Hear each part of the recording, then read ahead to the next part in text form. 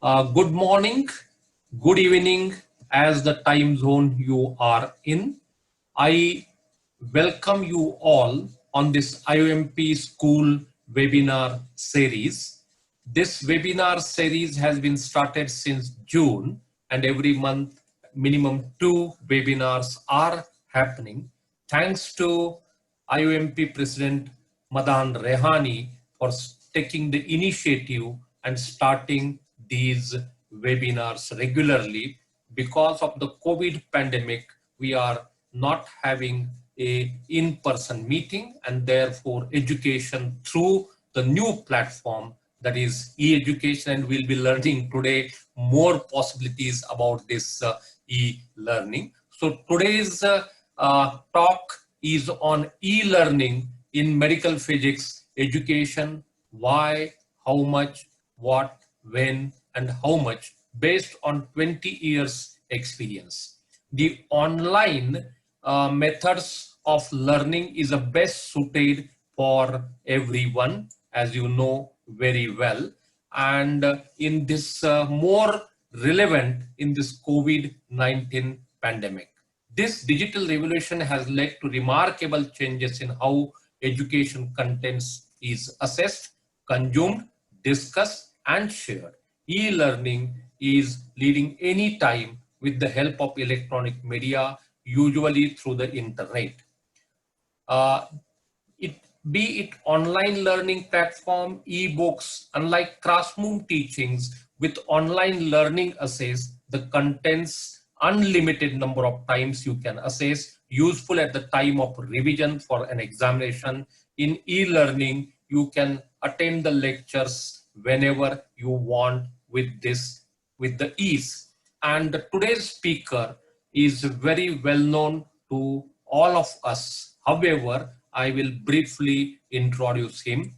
Professor Slavik Tabakov is very active in medical physics for last 30 years. He is presently the Vice President of the IUPESM. He is immediate past President of the IOMP, and he has contributed to international development of medical physics for over 30 years. Both born in Bulgaria and graduated from Technical University Sofia, Bulgaria, and again he trained and specialized in X-ray diagnostic radiology physics and engineering in USA, France, and Germany. Since 1991, almost 30 years, he is at King's College Hospital and King's College London. He is the founding director of MSc Clinical Sciences, that is a medical physics, MSc Clinical Science, Clinical Engineering, MSc Medical Engineering and Physics, and he is a co-director of the ICTP programs. Developed the first e-learning in medical physics, the first education website, the first medical dictionary translated to 31 languages, an encyclopedia of medical physics, what is the EMITEL2 program. Founding co-editor and editor-in-chief of IOMP Journal of Medical Physics International. He had chaired ETC, IOMP, IFMBE, and IUPESM, contributed to 15 MSc courses starting across the globe.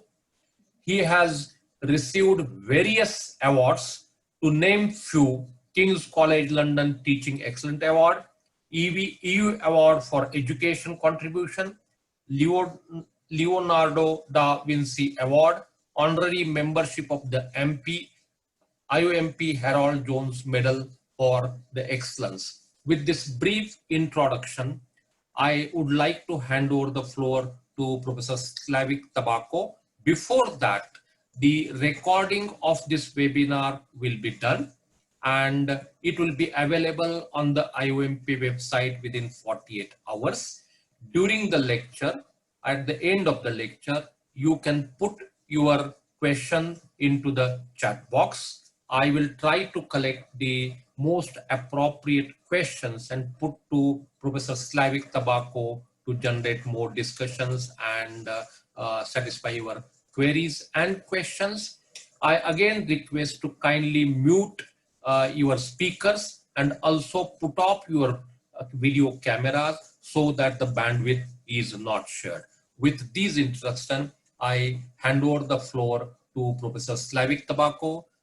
Your floor is yours, Slavik Tabakov. I am unsharing, I stop my unshare, the PPT, and the floor is yours.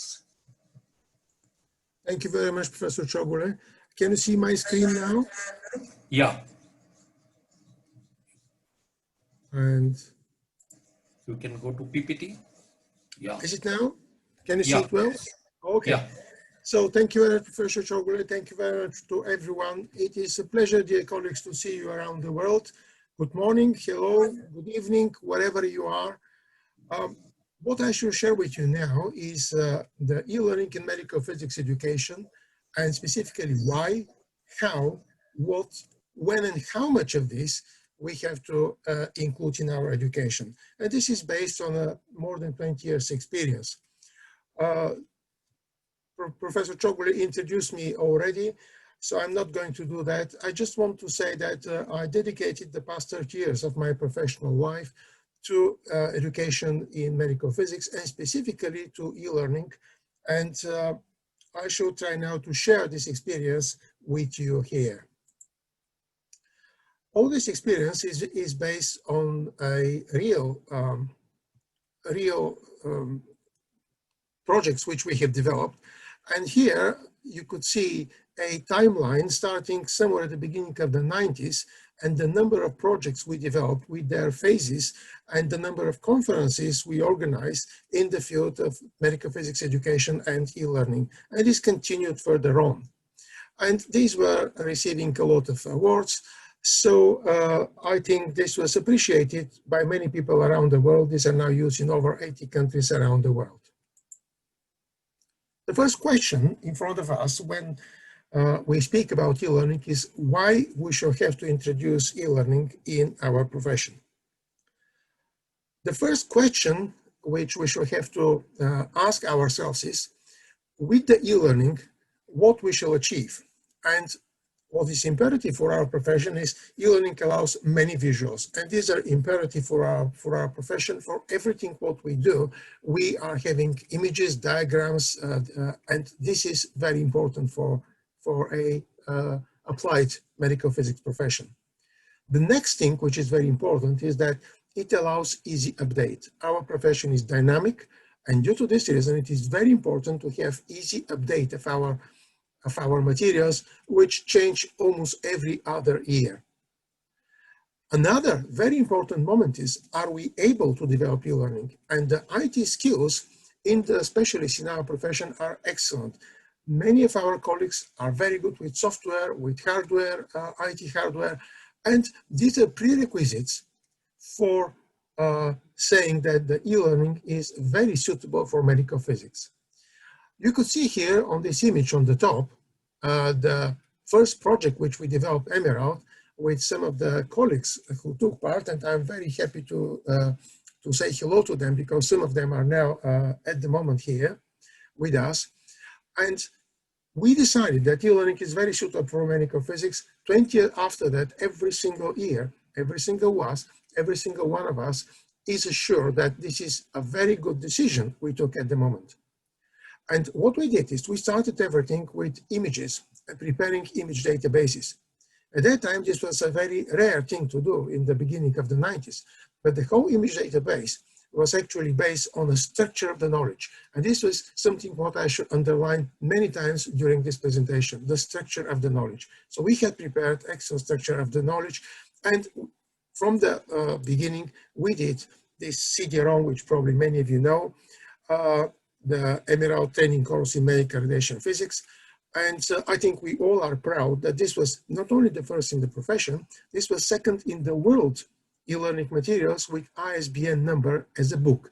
And here you could see the 3 such CDs which were made in only 4 months' time. We were the second together with the Springer Verlag and McGraw-Hill. So when we are preparing this, it was obvious that internet is actually the best medium to transfer this knowledge. So we immediately went into the development of a website, which was the first educational website in medical physics. We did it in '99, and this is the group of colleagues which took part in this other project. And these materials in this website was tested in the ICTP College on Medical Physics in Trieste in '99, where I'm one of the co-directors of this college. And the materials grew to include over 3,000 images from diagnostic radiology, nuclear medicine, radiotherapy, magnetic resonance, ultrasound, etc. And most importantly, this website, emerald2.eu, which is a free website, works non-stop over 20 years now. And the reason for that is that we coded the whole website. We didn't use a third-party software. And I shall underline this during my presentation, how important it is to be based on your own coding of your own materials. The site is used by thousands of colleagues, and it has improved the learning by many students, what has been confirmed many times. What many people probably do not realize is that this website, when you see on the, when you open the website modules, you can see the structure of the modules, but further down, you shall see image summary. And where is this image summary? There are these thousands of images, and they're separated just for magnetic resonance or just for ultrasound, etc. And these images are very important and very useful to be added into the educational materials we are preparing for e-learning. There are very good skills in our profession, and I specifically would like to mention several of the very good educational sites. One is the Paris Pros educational sites, pros.org, which again is using very good structure in order to transfer this knowledge. We also have excellent materials presented by the IUPESM in the United States, and the IUPESM virtual library was open free to all colleagues from low and middle income countries, what is a very good gesture from our colleagues. Also the IIE ARPOC website, which is the most often visited website in the profession. The many European projects of the European Federation, FIOMP, like UTEMP, etc., which are now moving outside the European Union. And of course, we did from the very beginning very many teleteaching, what we shall now call these webinars. And the first teleteaching was made between Malaysia and the United States, after it's between King's College London, where I work, and the US, and then in the ICTP and in many places, as we have it now all over the world. But the important thing was how we are assessing these materials, what the students are saying. And we made a number of assessments of this, of using of e-learning. Actually, starting from 2003, we're having every other year one specific test about the use and usefulness of e-learning.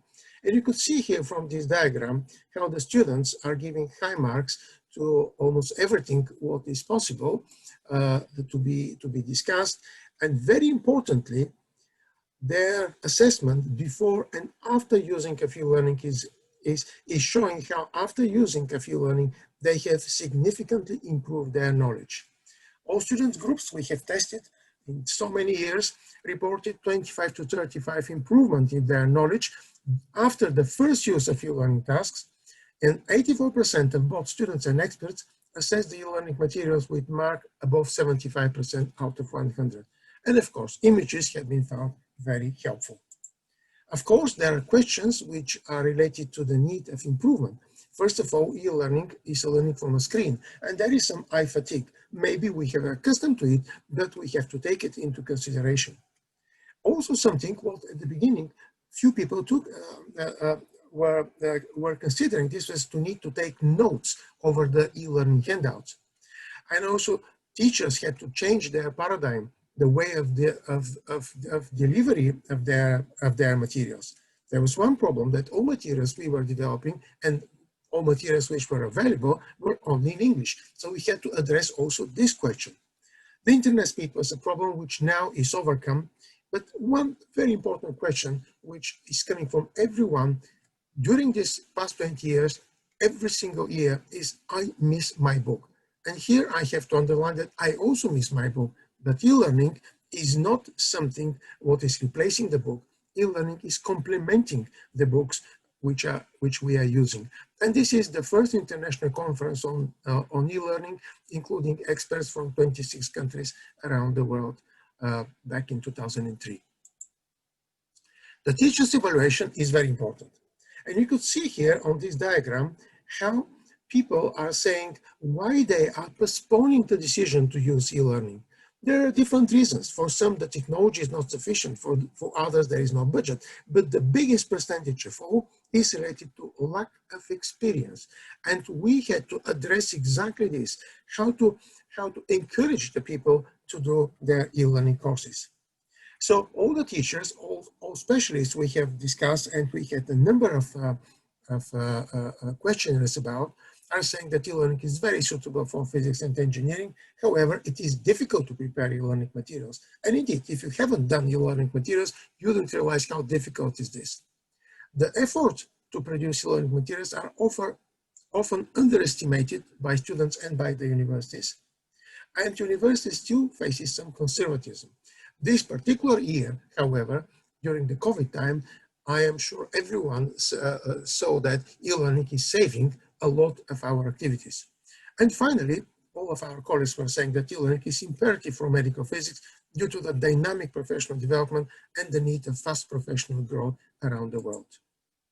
The actions which we took, and these actions we developed over 10 years, were developing new templates for the lecture materials, creating specific forum for e-learning users, creating medical physics e-dictionary, electronic dictionary, and online encyclopedia of medical physics, a number of guides, and university awareness about the need of e-learning and the value of it. So now comes the next question: how to implement e-learning? And the first thing is to start with a very good preparation of your classical materials. So we are using e-learning since 2001 for my course, in my course in King's College London, using our own e-learning materials. And as all of you, our lectures are with PowerPoint plus handouts, but the handouts we had to make with a standard template. And this is a standard template which we are using, which is 4 slides on a landscape format, because this template is the most cost-effective from one side of view, giving sufficient space to students to write around, from other point of view, allowing good visibility of the images. And you know, all our lecture materials have a lot of diagrams, images, formulas, etc.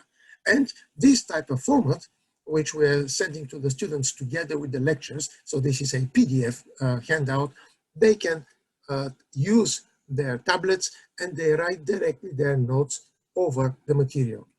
And obviously, it is necessary to have to underline that smartphones are not suitable for e-learning. Smartphones are good for many other things, maybe for checking Facebook, but not for e-learning, because we have very good quality images. We have to speak about image quality assessment, etc. There is small material which requires very good visibility, and also taking notes over the materials. So I stress the need of tablets is very good, but not smartphones. We use our own website from 2003, but this was very difficult to maintain. So from 2010, we are using Moodle, and I shall give you most of my examples from our Moodle platform. About the lectures, we often speak about the video of the lectures.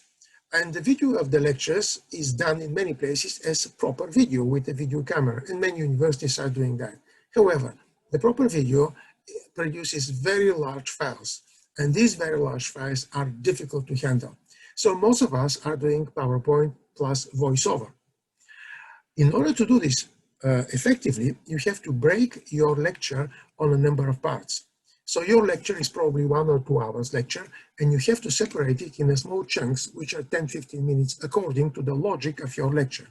And this is one example of one such chunk of a lecture. The lecture is on about X-ray tubes. These are different parts. This lecture has 6 parts, and I'm showing you just part number 5 with its parts of the lecture. And at the end of each one of these chunks, we have a specific question to the students, which is very important, to show them, to show to us how much they have understood this particular subject. And I have to say that this is not question to be assessed, but just as a feedback to us and a feedback to students about their understanding. So each one of these chunks starts with a standard distribution of the things inside the lecture and ends with a small question. This way, the student has constantly the structure of the lecture with himself. And after this, we have question and answer sessions when we are answering some questions to the students. Of course, this also comes, these small chunks, each one of those is 20 to 60 megabytes when it is with a voiceover, and just 15 minutes can take about 1 to 3 hours to prepare, depending of your specific lecture which you should have to prepare. Another very important question is the copyright. We have to check whether there is university license covering a number of these activities, whether this is also including in your country, what is the basis of the license, is it limited access by password, etc., is it for academic purposes only, and if there is no license for that, because now we are presenting our lectures over the internet, we have to contact the copyright owner, the authors, the publisher, etc., and we have to highlight that the material is not available for unlimited time and is on a secure platform and is for educational purposes. This is very important to be underlined, otherwise one could have problems in receiving the copyright. Of course, we have to agree the type of acknowledgement. Speaking about the copyright, there are two very important questions which still are a gray area. To whom belongs the copyright of your lectures video recording? According to your university, this belongs to the university because you are an employee of this university or whatever is the institution. However, this is about the content. What about the performance? The performance of one lecture, we know very well, is not just the dry material of the lecture. This is how you should present the lecture. And this performance is similar to the performance of one musician when he plays his instrument. And the performance right is always your own. I said this is a gray area, and I am sure that in future we shall speak about this more because this will be underlined with the more and more use of e-learning in our profession. This is one sample page of the Moodle virtual learning environment, and you could see how we have structured everything for the students, the timetables, the lectures, the coursework, and this should be standard for every VLE environment and for every student, because I'm underlining, student is alone at home. He has to be guided by something, and this something is your structure. And further, when you go inside the lectures for one specific module, so for example, this is the module Imaging, Analyzing, Gradation, every single lecture has to be numbered in a way that it creates a logical structure, and in this logical structure, the students have to know which is first, second, third, fourth, etc. Of the lectures. You could have standard file names. You could name them 1, 2, 3, 4. You could name them according to the date. It is up to you. But remember that this structure and this file's name, the names of the files are very important for students in order to follow exactly the logical consequence and the logical buildup of knowledge inside your lecture. Of course, you need very good administrator of e-learning who can handle all this during the process. What about practicals and laboratories? When we come to practicals and laboratories, we could record a video. Recording a video, however, most of you know, is quite a laborious process and it can never be very well done. So the best is to prepare a demo. And these are images, again, from the Emerald materials. And for 20 years, our students have never assessed image quality directly from the equipment, from the X-ray screen or from the camera.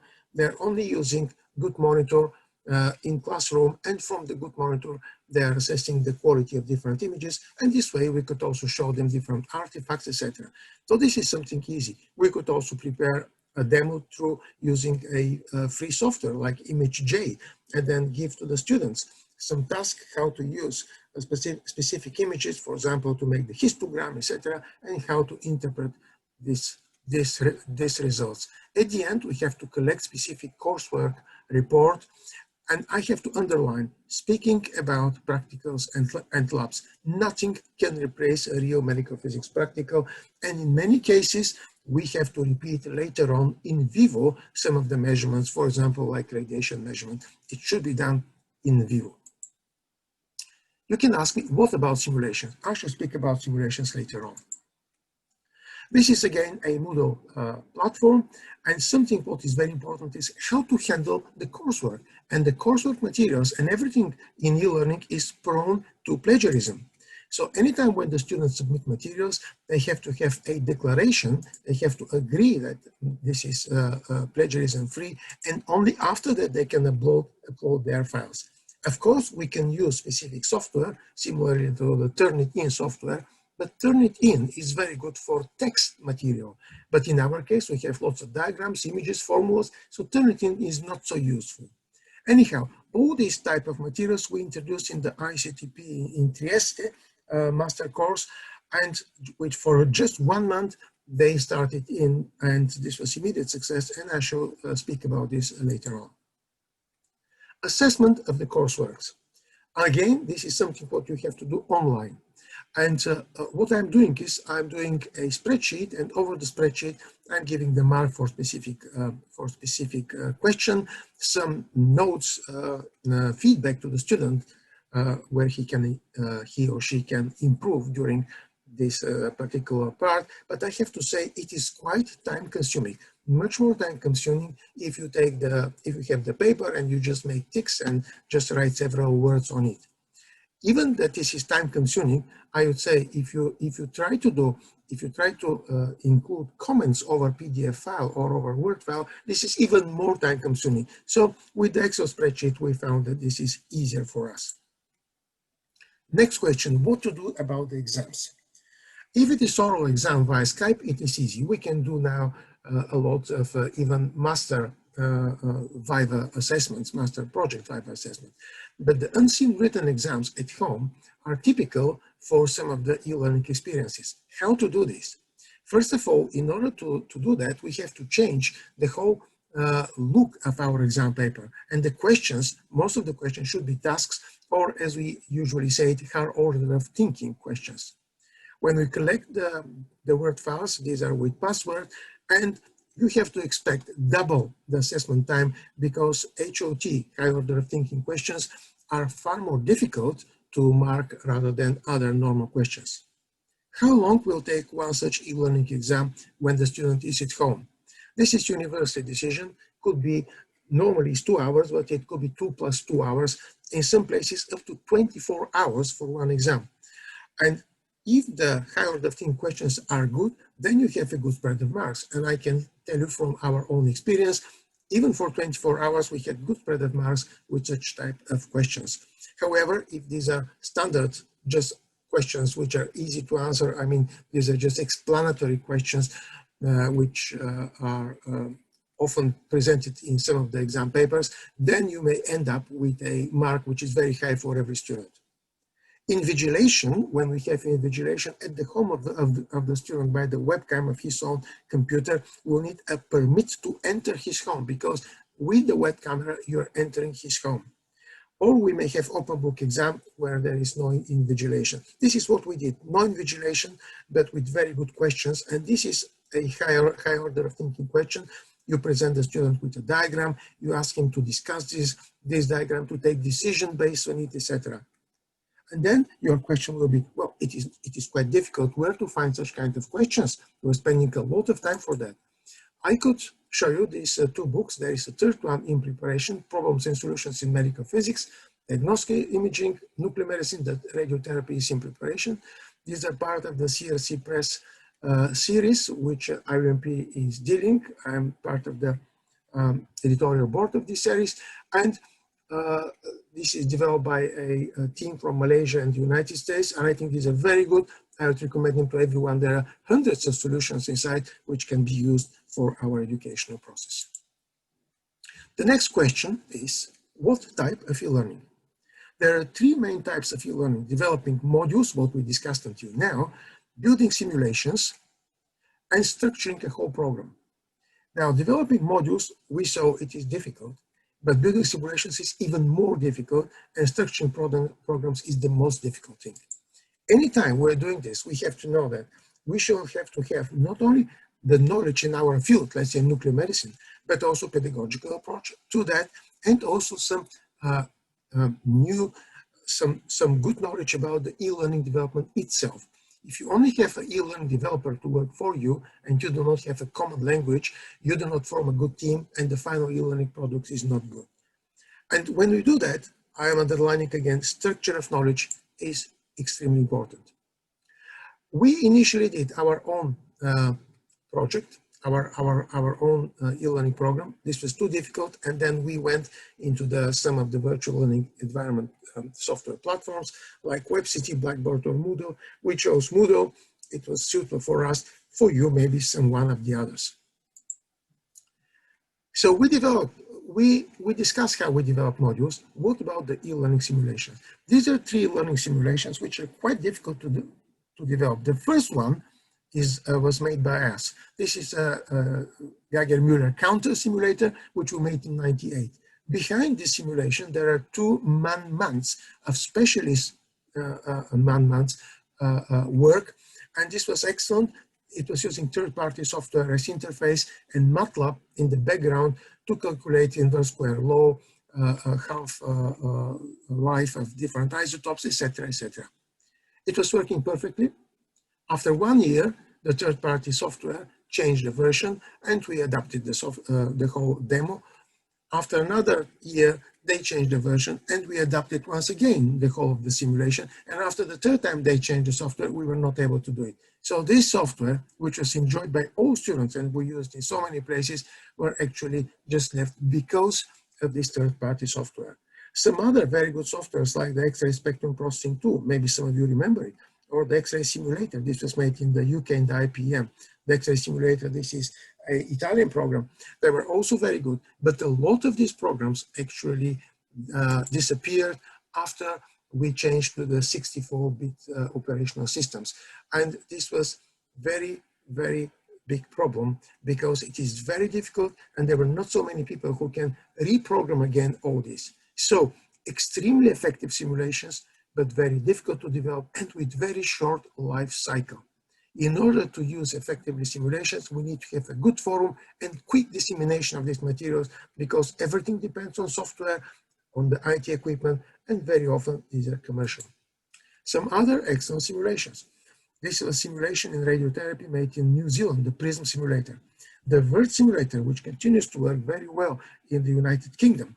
This is a Canadian simulation of a linear accelerator, which received several years ago an award of the AAPM. And all these are very good, and I'm sure that you shall find them very useful. But something what is small but very useful are the animated GIF images of the University of Colorado in the United States, which are superb, available free, and they could really enhance your teaching materials. In order to spread quickly all this knowledge, we established a journal in 2013, and this was IOMP journal dedicated to educational and professional issues, the Medical Physics International. I have to underline, this is not a research journal. This is not a journal where you are looking for a number of publications and a number of points you shall collect from this. It is specifically made in order to distribute information about education. And you could see how so many people around the world are using it. This is just in one period of time, May, June 2016. In South America, 3,500, in Europe, 2,800, North America, 2,500, etc., etc. In Asia, 2,500. So that means all these materials, all this information which we present to our colleagues is very important. And we presented here the VERT software from the UK to be used in many other countries. We presented the MATRAT open source for planning, which was made in Germany. We made here the announcement of the original GIF animations of the University of Colorado. So if you have such kind of materials, if you have such e-learning or such other experience, or even if you want to share a whole lecture, please do send it. We invite papers and readers into this journal. This is a free journal 2 times per year, and now we have added to it the special sessions, the special issues related to history of medical physics. This is again a coded website. I have to give credit to the colleagues, Professor Stoeva and Engineer Svetkov, who developed these websites. They also developed the encyclopedia website with the dictionary. And if you remember, this was another point which we took as an action. And it took our team a lot of time to collect the thesaurus of medical physics terminologies, and now these are translated into 31 languages. And you could see here from the encyclopedia, you could go from any, this is English to Spanish, but could be Spanish to English or Spanish to Chinese, and different languages. So there are about 3,500 articles, over 1,500 images. These are constantly used by thousands of lecturers and students every single month. This is the website. This is a free website. You could take images, you could take explanations, and this is something what I would really encourage you to do. At the moment, we have just completed the update of the dictionary and the update of the encyclopedia. So in 2 months, there will be another 600 new terms added to it, what is typical for our very dynamic profession. Something else what we said that we need is that we need e-learning guides. And this is a book, e-learning in medical physics and engineering, which is a guide how to use Moodle in particular, because this was our experience. So it is on Amazon, and I would specifically underline that the Kindle version is in color, because this book was based on a purpose-made website on medical physics. And this specific website is in color, so it is good to have there about 100 screenshots from the website just to give you step by step what to do in order to be a good teacher, to prepare good materials, to prepare good assessments or chat rooms or news lines, etc. The prerequisites for any virtual learning environment system is the quality of the lectures, the quality of your classical lectures. And after that, you transfer them into the e-learning platform. And another prerequisite is very good local and software support and very good administrator behind that. So very often administrator could be one of us dealing with the e-learning. The next question, when we can introduce e-learning and how much e-learning we could introduce. There are many pros of the e-learning, and these pros are answering exactly the question when we can introduce it, when we need good management of the learning, of course, when we have limited number of lecturers, and this learning is then excellent for that, when we want to reach dispersed students, and due to this reason, the e-learning is developed in, for example, Australia, where they have excellent distance learning programs. When we need to have quality, enhancing quality of learning, and everyone wants that, and when we work quick, when we want to have quick updates, as I said it. Very importantly, as we have it at the moment, when we are in a time of crisis. And I would say these two papers are very good, very well presenting this kind of paradigms and needs of the assessment and the use of e-learning. This is free program, this is not free, but from this program I shall show you just one image.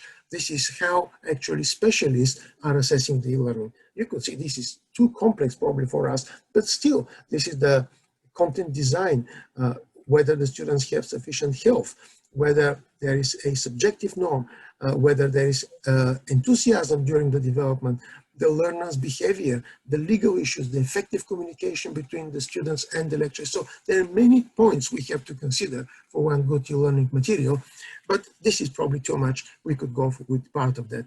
I could encourage you to go and to read this particular paper.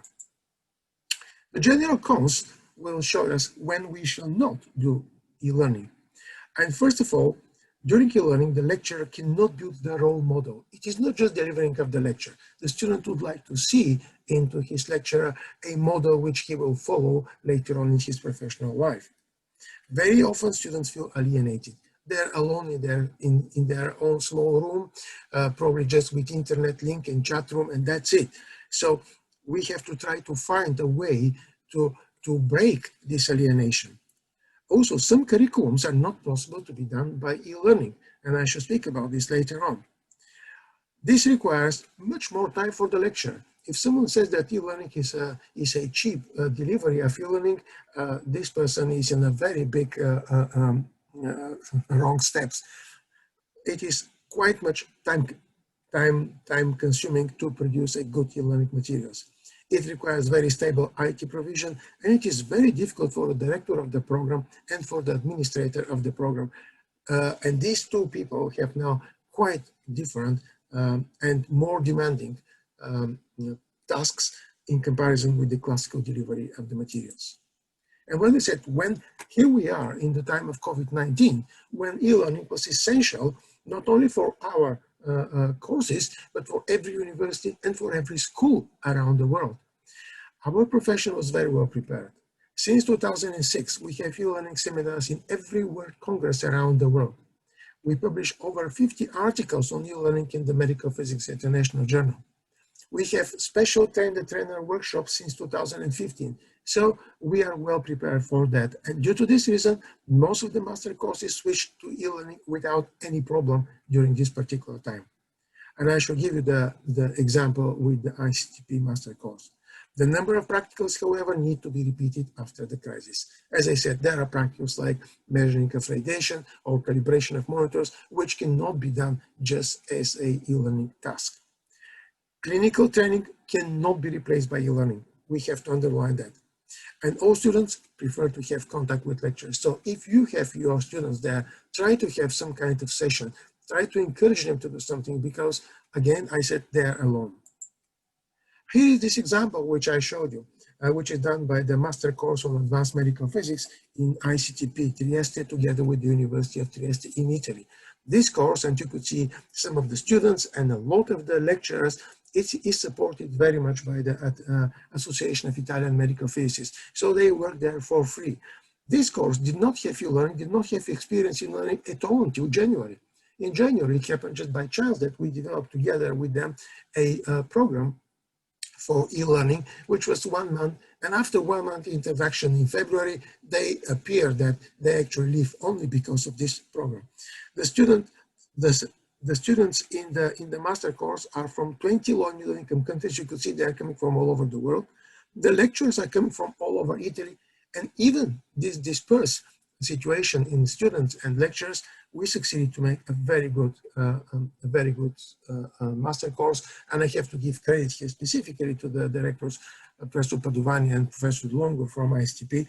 We are now preparing this experience to be published in the Medical Physics International Journal in December, and also wait to see something which is coming. This is a CRC book, Medical Physics During COVID-19, to be published very soon, probably around New Year, which will show how our profession, how one professor succeeded to actually jump through this very difficult period for the whole of the humanity, and maybe our experience could be useful to other people. When we go to the curricula, each curricula in medical physics has several parts, and when we come to the foundational general modules like anatomy, physiology, like signal processing, like statistics, they are excellent e-learning materials. It's not necessary to develop our own. We can just use the others.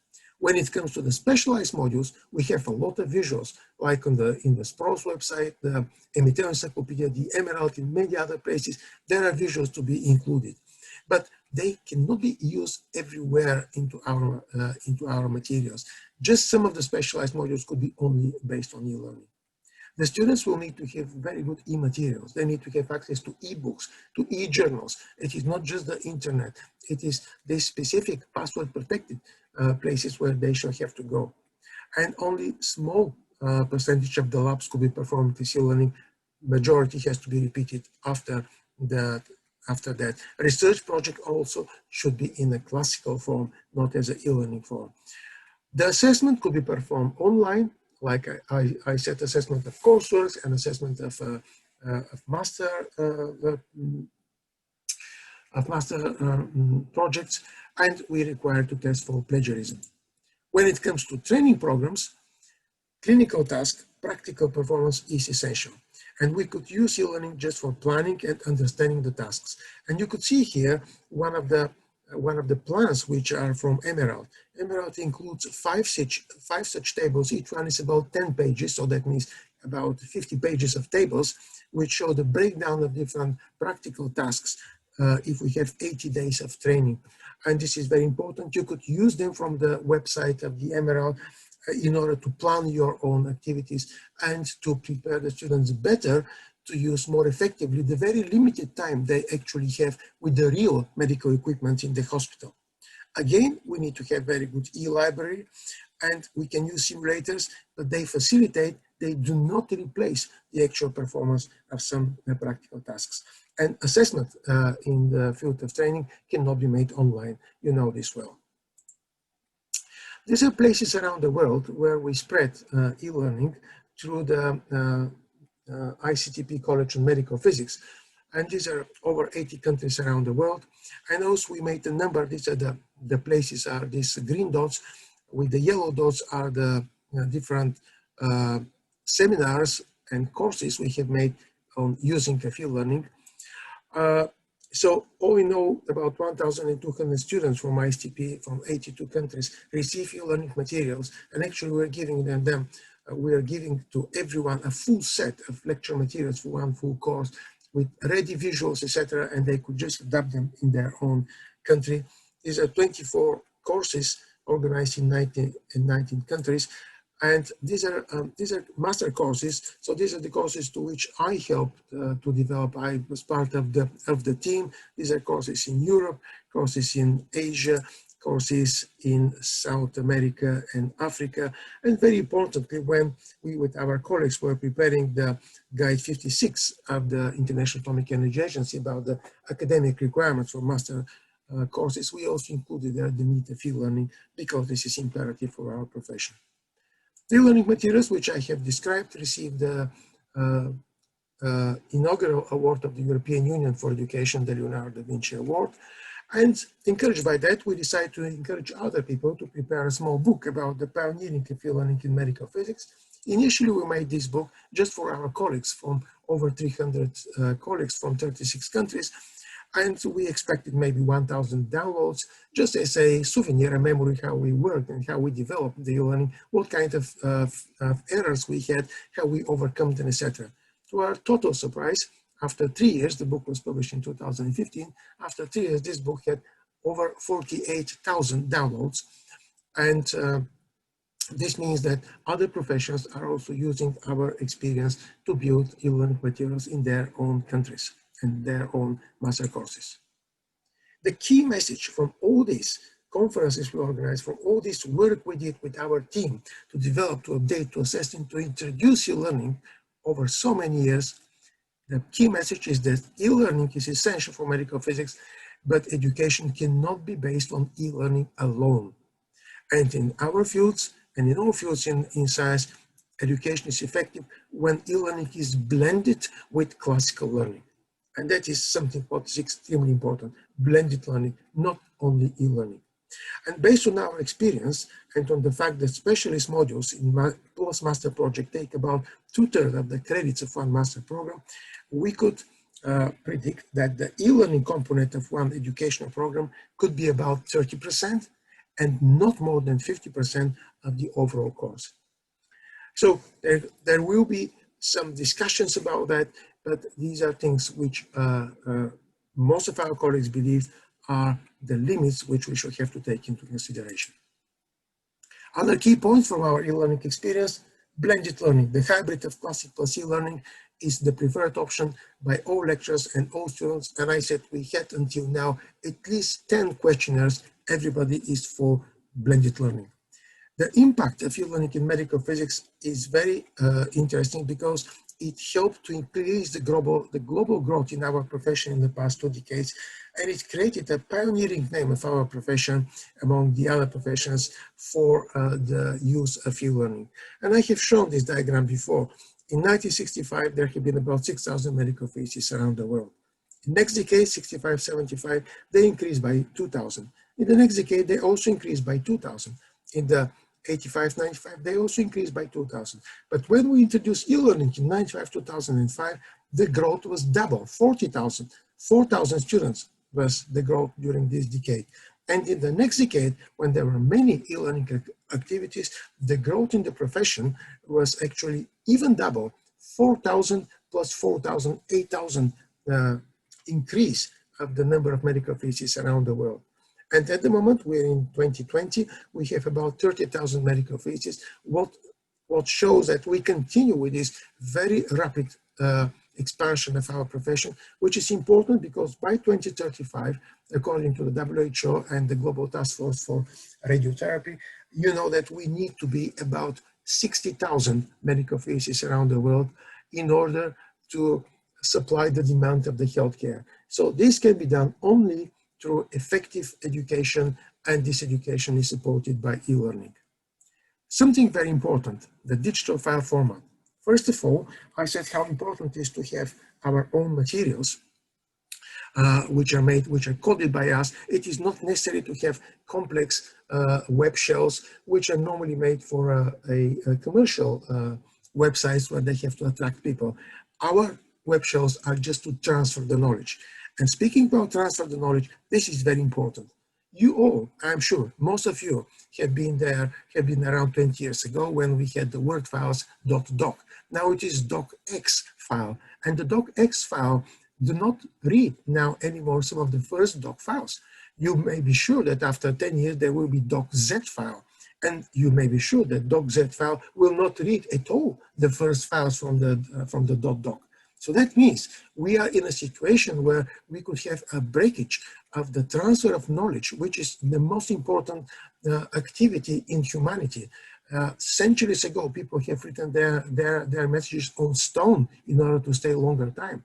After this, they have been on parchment and in paper. We know how to preserve paper, but what to do with these files?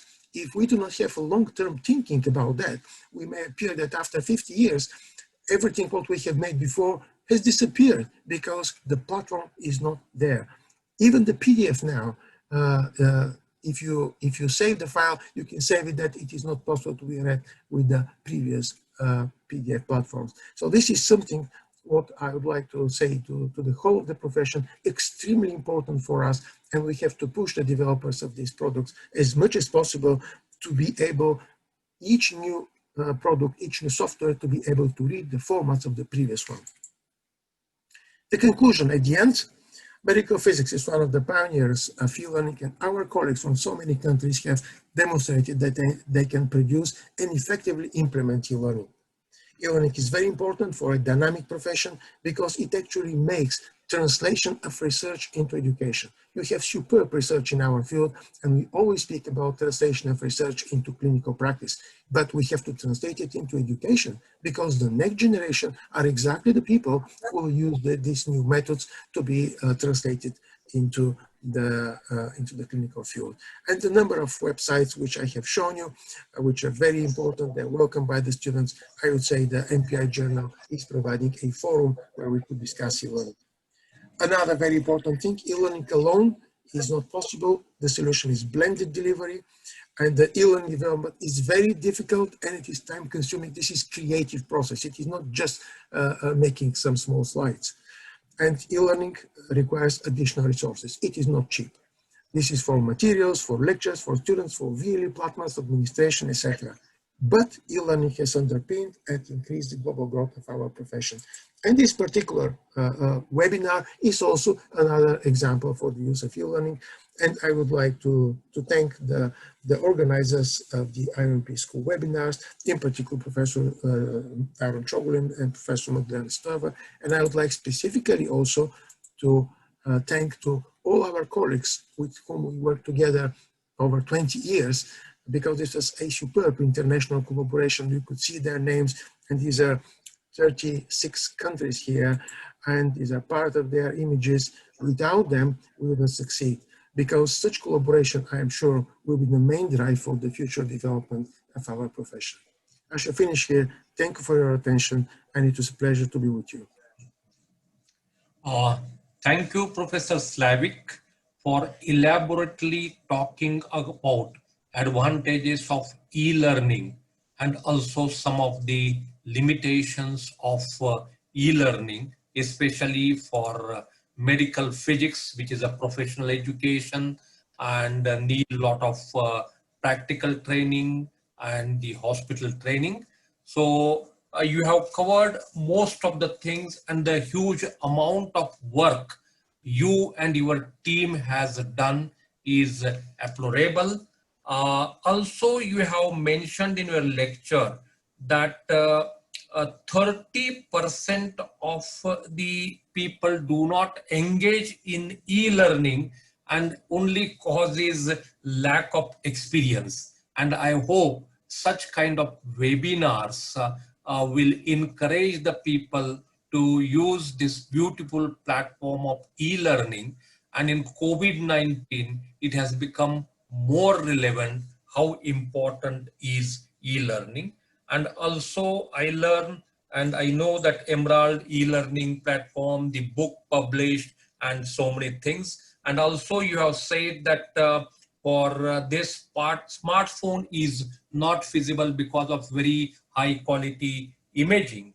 And also you have mentioned that e-simulation is very laborious to develop, and people have benefited. There are few questions I will try to put to you.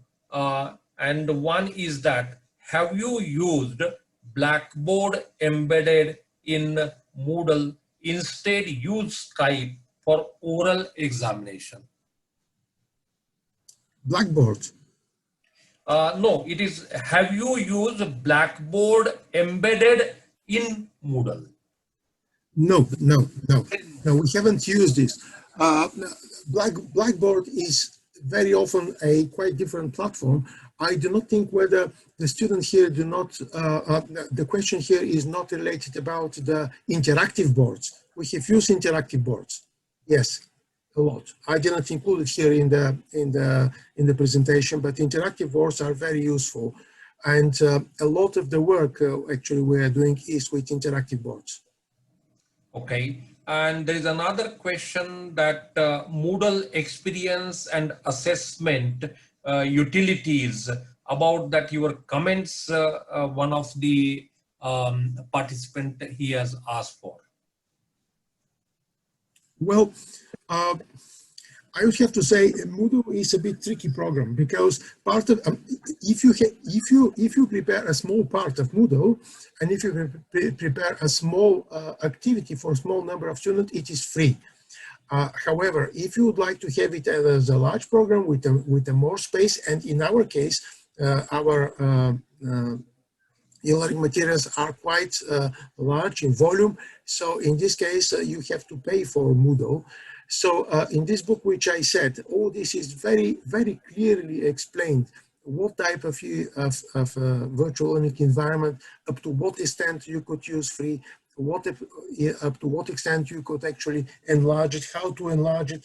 It is a very powerful platform. Every single VLE platform, Blackboard, WebCity, Moodle, they are very powerful. You only have to go inside. They are made by real specialists. I have to really underline that it is not something what is just on the surface. They have very high depth. There is another question. Is it compulsory that the lecturers have a background in medical physics? Are there any implication if lecturers are not from medical physics background? Well, I mean, this is related to the accreditation of the course. If one course does not have sufficient number of lecturers who are medical physicists, then of course this course will not be accredited. And you, Arun, you are the chairman of the current accreditation board, so you know this better and you could answer it. But of course, when it comes to the lecturing statistics, it is not necessary to be medical physicists. If it is lecturing of signal processing, it's not necessary to be medical physicists. If it is anatomy and physiology, it is imperative not to be medical physicists. So there are things which are not for medical physicists. But when it comes to lecturing nuclear medicine or radiotherapy, it's only medical physicists who could lecture that. And then one more question is there, is this Moodle platform freely available, or you have to prescribe and pay for this thing? Yes, I have already answered to that, and it is free only if it is for small development. Let's say one module, or maybe for a small program, for a small number of students. As soon as it becomes big, then you have to pay for it. But normally there are university licenses, and university licenses are the best way to do it, because Moodle can handle different types of software, different types of programs, not only physics and engineering, but also languages or biology, etc. So this is a powerful program. But again, I'm saying I do not want to make advertisement for Moodle. I'm not working for Moodle. I just said that for us it was very, very useful. But for some other people, I know in the United States, it is the Blackboard, which is more used, and the WebCT. They all are very good programs. Can you unmute your PPT so that I can share my information? Can you just unshare? Stop sharing. Oh yeah. Sorry. Yes, Okay. I will. Sorry. Okay, and there's another question. What are you recommending for each student to receive practical experience? If there is someone who can give answer to that, this person will probably receive a special award. There is no something what we could say, because when we say practical application, this should be practical, full stop. I mean, we could assess, we could give some information which is partial, which is partial, but otherwise, without practical training, there is no medical physics. That is the bottom line. Of Practical course, cannot be virtual. cannot Practical be cannot be virtual. Yeah. Yes. Yeah. There is another last question I will take because of the time. Are you still using PPT plus voice for lecture? Are you moving to advantages of web meeting utilities for recording and editing and displaying? Very good question. Well, webinars and any type of WebCT is very powerful too, no question about that. However, the students prefer to have PPT with voiceover. Why? Because perhaps they would like to have 2 to 4 in the afternoon for something else, and they would like to have their lectures in the evening when they can do it. And then you should say, okay, that you could record it and you could have it in the evening. Yes, but that means that in this case, there should be a constantly working administrator in the background. I mean, at the moment here, with this webinar, we have constantly Professor Stoivo in the background who handles all this situation. So this makes the whole delivery far more expensive. From that point of view, PPT with voiceover is better. And I have to tell you from my own experience, when I, as a lecturer, when I prepare a PowerPoint plus voiceover, I'm more careful. That is why you spend more time. If you have just a free lecture, you sometimes can slip something. But if you are speaking over the video and then you listen yourself, then you return back and you make this slide better and the other slide better. So it's actually more refined. Dear participant, because of the time constraint, I cannot take more questions. I will pass on the question to Professor Slavik, and he will communicate with you. So once again, I thank Professor Slavik Tabakov for the excellent talk about the e-learning, the platforms, the utilities, its advantages, and some of the limitations. Thank you to IOMP for giving this opportunity. Also, thanks to Magdalena for technical support and the hard work she is putting in. So I will just share the next our information about our next IOMP webinar, and this will be on 7th of November, and this is on the occasion of IDMP, International Day of Medical Physics, which is celebrated every year 7th November since 2013. And this year's theme is medical physicists as health professionals. And we have a panel discussions, and panelists are Ola Holmer, Madan Rehani, Ibrahim Douani, and from the all regional organizations of the IOMP are participating. I invite you all to join this next IOMP webinar on 7th of November, same time, 12 noon to 1 p.m. GMT. The information is on IOMP website, and we are circulating through other websites also. So you have to register. With this information, I once again thank all the participants. We have participated, generated the discussion. Professor Slavik Tabakov, Magdalena, Professor Madan Rehani, and IOMP ExCom for giving this opportunity. Stay safe, stay connected. Education will continue. With this word, have a nice day. Thank you very much for your support.